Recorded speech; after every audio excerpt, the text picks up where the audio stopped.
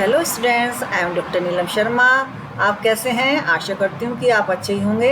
तो जैसे कि हम 2023 के फर्स्ट शिफ्ट के PYQ करा ही रहे हैं, तो उन PYQ में कई शब्द आए थे जो बहुत डिफ़िकल्ट थे और जिनकी कॉन्सेप्ट क्लियर करनी बहुत अति आवश्यक थी। तो उन्हीं में एक आ गया था हमारा ग्राउंडेड थ्योरी। तो ग्राउंडेड थ्योरी से थ्योरी को पढ़ने से पहले हमें क्वालिटेटिव रिसर्च पढ़ना ज़रूरी है। क्वालिटी रिसर्च क्या होता है? तो qualitative research is a process of naturalistic inquiry that seeks an in depth understanding of social phenomena with their natural settings. कहने का तात्पर्य है कि एक नेचुरल इंक्वायरी है इन ए नेचुरल सेटिंग, और किसके बारे में? सोशल फिनोमिना के बारे में। इन डेप्थ अंडरस्टैंडिंग है। तो different types of qualitative research के हैं। ग्राउंडेड थ्योरी रिसर्च, दूसरा है नैरेटिव थ्योरी रिसर्च, तीसरा है ethnography, mixed method, phenomenological case study. तो ये जो है इसके कई प्रकार हैं स्टूडेंट्स। तो थोड़ा सा हमको डीप पढ़ते हैं ग्राउंडेड थ्योरी को, इसके बारे में पढ़ते हैं। The main focus of the grounded theory is the discovery of theory from data systematically obtained and analysed in social research. जो मैंने अभी बताया है ये कहा गया है ग्लेसर एंड स्ट्रोस के द्वारा। Proponent of this theory are Barney Glaser and Anselm Strauss. ये इसके जो है प्रोपोनेंट हैं। In this theory follows an inductive methodology. इस थ्योरी में क्या फॉलो किया जाता है? कौन से मेथड को फॉलो किया जाता है? इंडक्टिव मेथोडोलॉजी को।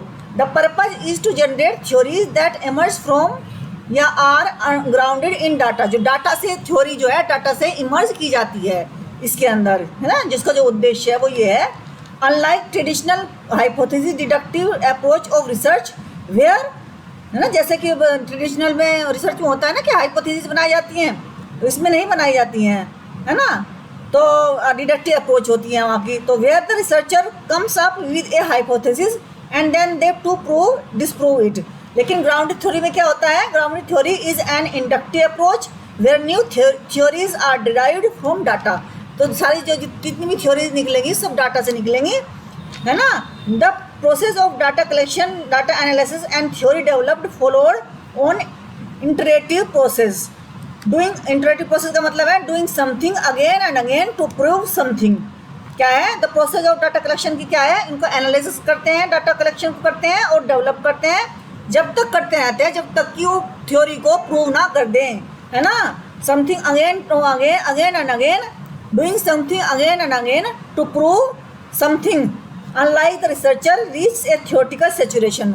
जब तक कि फुल कंसंट्रेशन ना थ्योरी पर हो जाए, सेचुरेशन ना आ जाए, रिसर्च रीच ए थ्योरेटिकल, जब तक कि थ्योरेटिकल रिसर्च परिपक्वता पर ना आ जाए, फुल कंसंट्रेशन पर ना आ जाए, तब तक वो रिसर्च करते रहता है।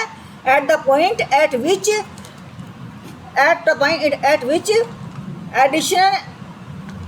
एडिशन कंप्लीट कंसंट्रेशन, मतलब इसका ये मतलब है कि कंप्लीट सेचुरेशन का मतलब है complete concentration at which data adds no additional insight into it, ठीक है, इनटू योर न्यू थ्योरी। तो ये प्रोसेस ऑफ ग्राउंडेड थ्योरी। अब प्रोसेस क्या है ग्राउंडेड थ्योरी की? ग्राउंडेड थ्योरी में तीन मुख्य कोडिंग प्रक्रियाएं होती हैं। तो एक होती है ओपन कोडिंग, दूसरी होती है एक्सियल कोडिंग, तीसरी होती है सिलेक्टिव। तो ओपन कोडिंग में क्या होता है? इसमें डाटा को छोटे छोटे हिस्सों में बांट लिया जाता है, ठीक है। प्रत्येक हिस्से के लिए कोड बनाए जाते हैं। जैसे कि यदि आप छात्रों की पढ़ाई की आदतों पर अध्ययन कर रहे हैं तो समय प्रबंधन एक ओपन कोड हो सकता है ना। छात्रों की पढ़ाई पे आप फोकस कर रहे हैं तो उसमें से एक चीज़ देख रहे हैं, क्योंकि समय का बहुत ज़्यादा इफेक्ट पड़ता है ना बच्चों की पढ़ाई पर, तो समय प्रबंधन हमने एक ओपन कोड ले लिया।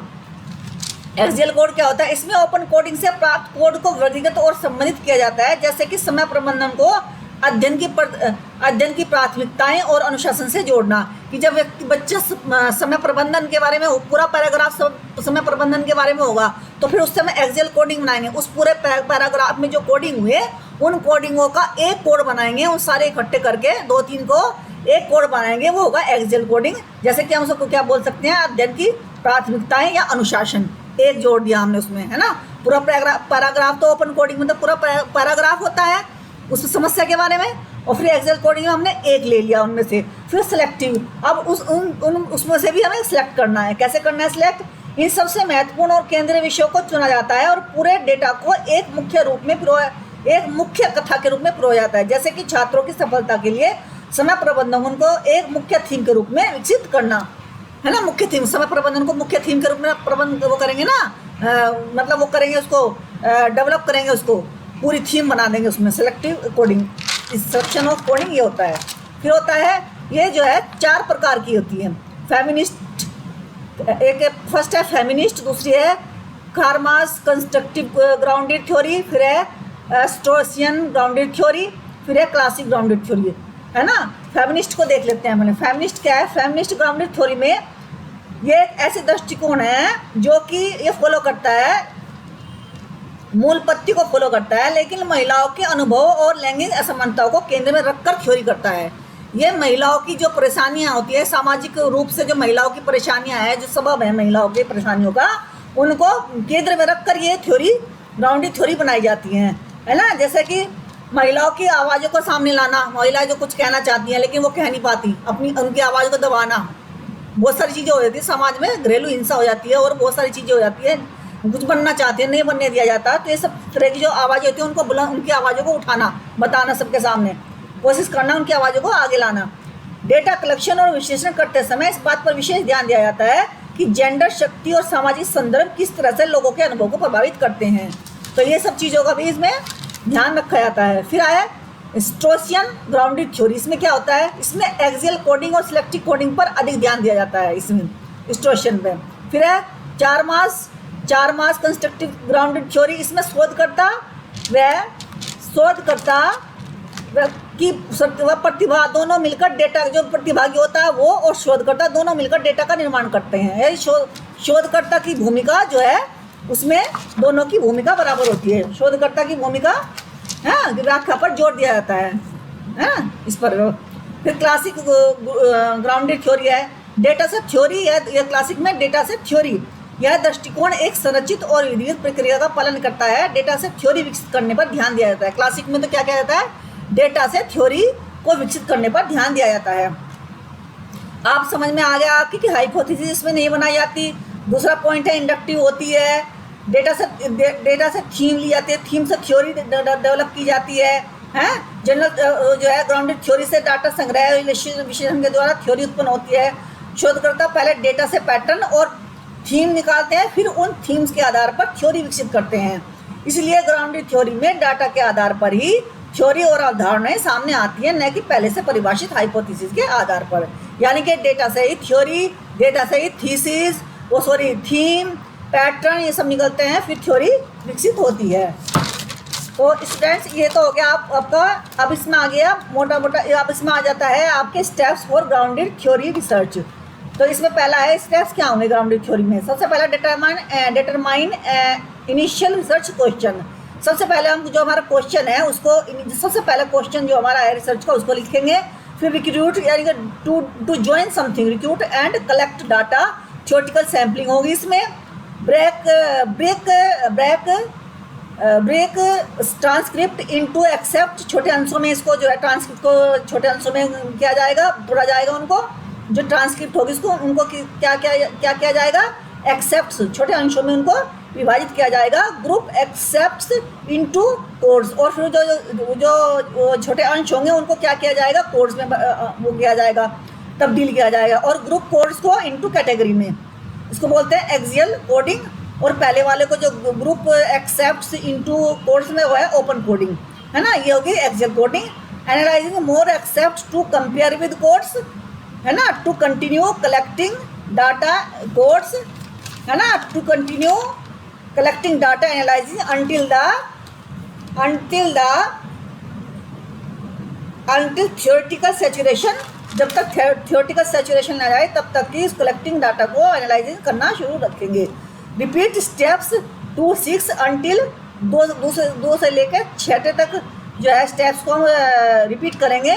You reach theoretical saturation। Define the central idea, selective coding. Define the central idea. Selective coding क्या होगा, जो सेंट्रल आइडिया, पूरा जो थीम है हमारा, उसको जो सेंट्रल आइडिया है वो होगी हमारी सेलेक्टिव कोडिंग। पूरा पैराग्राफ है, उसमें से हमने कोड बनाई, फिर कैटेगरी बनाई, उसके कोड कैटेगरी बनाने के बाद में फिर थीम डेवलप हो गई हमारे। थीम डेवलप होने के बाद में उसमें से जो सेंट्रल आइडिया, जो पूरी थीम का जो सेंट्रल आइडिया है जो बन के आया, पूरे कोडिंग वोडिंग सबको इकट्ठा करके जो उन तीनों का भी फिर एक और जो बन के आया वो आया selecting coding. Summarise the grounded theory, फिर उसको ग्राउंडेड थ्योरी को हम समराइज करेंगे। अब ग्राउंडेड थ्योरी के बारे में थोड़ा और पढ़ते हैं। रिसर्च से related grounded theory is well known methodology. It is origin, इसका जो ओरिजिन है सोशियोलॉजी में है, पहले भी बताया है मैंने। It refers to a set of systematic and inductive method, ये पहले बता दिया। It's aim is to develop a new theory, इसका जो एम है वो डेवलप करना है न्यू थ्योरी को। Grounded theory is introduce as an inductive and comparative methodology that provide systematically analysing synthesising data को है ना, सिंथेसाइजिंग डाटा, कंसेप्चुअलाइजिंग क्वालिटेटिव, है ना। अब इसमें क्या होता है कि ये जो है इसमें जो है तीन ग्रुप बनाए जाते हैं, है ना। जैसे कि वीकर सेक्शन बना दिया, weaker class, middle class, upper class. C class में इसको डेवलप करते हैं, इसको करते हैं जब कंपैरेटिव, इंडक्टिव एंड कंपैरेटिव है ना। तो कंपैरेटिव जब हम ग्राउंड करने चाह रहे हैं थ्योरी की रिसर्च, तो उसमें कैसे करते हैं, इंडक्टिव भी हो जाती है और कंपैरेटिव। तो कंपैरेटिव में ऐसे करते हैं, तीन हायरार्किकल बनाते हैं, तीन वीकर क्लास, मिडिल क्लास और अपर क्लास। इन तीनों ग्रुप से डाटा कलेक्ट करते हैं और डाटा कलेक्ट करने के बाद आप तीनों ग्रुप को क्या करते हैं, कंपेयर करते हैं टू आइडेंटिफाई ऐसा कौन सी चीज़ है जो एक ग्रुप पर है जो दूसरे ग्रुप पर नहीं है। तो वो कौन सी, भाई वीकर क्यों रहा, ये मिडिल क्यों हुआ और ये अपर क्लास को, ऐसी कौन सी चीज़ थी जो इनमें डिफरेंस पैदा करती हैं। तो कंपैरेटिव करना, तो कंपैरेटिव स्टडी में ये आ जाता है क्योंकि सोशल से संबंधित है। The focus of group grounded theory offer the first explicit codified statement how to analyse qualitative data. Codified, इसमें कोड का ही सारा खेल कोड का ही है। तो codified statement how to analyse qualitative data, code में जब तब्दील कर देते हैं सारी थीम को, उसके बाद जो है उनको एनालाइज करते हैं क्वालिटेटिव डाटा को। The focus of grounded theory is on the development of inductive bottom of theory. Bottom of theory का मतलब क्या है, the focus of grounded theory is on the development of inductive bottom of theory. ये क्या हो गया inductive bottom of theory, ये इसको इस तरह से हम कर सकते हैं कि जैसे मान लीजिए कि हमारे पास ABCD 5 इंडिविजुअल्स हैं और पांचों के पास कोई प्रॉब्लम है और छोटे छोटे प्रॉब्लम्स हैं और उनको हमें सोल्व करना है। तो उनको फिर हम क्या सोल्व करेंगे, उन सभी जो सॉल्यूशन हैं उनको देखते बड़ी समस्या का समाधान कर सकते हैं। छोटी छोटी समस्याएं हैं, उनका समाधान है। उन समाधान से ही मान लीजिए एक और बहुत बड़ी समस्या है, उन समस्याओं का समाधान हमारे दिमाग में आया। छोटी छोटी समस्याएं ABCD के पास, इंडिविजुअल्स के पास समस्याएं हैं, उनका समाधान हमारे दिमाग में आया, तो हम उससे कोई और बड़ी समस्या का भी समाधान उन समाधानों का वो करके साथ लेकर के उनसे भी बड़ी समस्या का समाधान कर सकते हैं। तो ये तो है इंडक्टिव बॉटम अप थ्योरी। फिर है इसकी characteristics, it offers specific strategy for handling the analytic phase inquiry. Analytical phase, जो एनालिटिकल मतलब जो पूरे थीम में जो पूरे जो पैराग्राफ होते हैं उनमें से जो हम कोडिंग करते हैं और फिर कैटेगरीज बनाते हैं, उनको विश्लेषण करना पड़ता है ना। विश्लेषण करते हैं तभी तो उनका एक और तब समझ में आता है, उसको हम कोड करते हैं, ठीक है। तो वो उसको स्पेसिफिक स्ट्रेटेजी तो है क्योंकि कुछ समझते हैं, समझने के बाद कोडिंग करते हैं। फिर इट एक्ट एज साइंटिफिकली है कि ये स्टेप बाय स्टेप है, ये नहीं कि हमने कुछ भी किसी का मतलब कहीं भी जोड़ दिया, हमें बहुत सावधानी पूर्वक इसका डाटा कलेक्शन करना होता है। Grounded theory as a powerful when researcher needs a broad theory and explanation of a natural phenomena।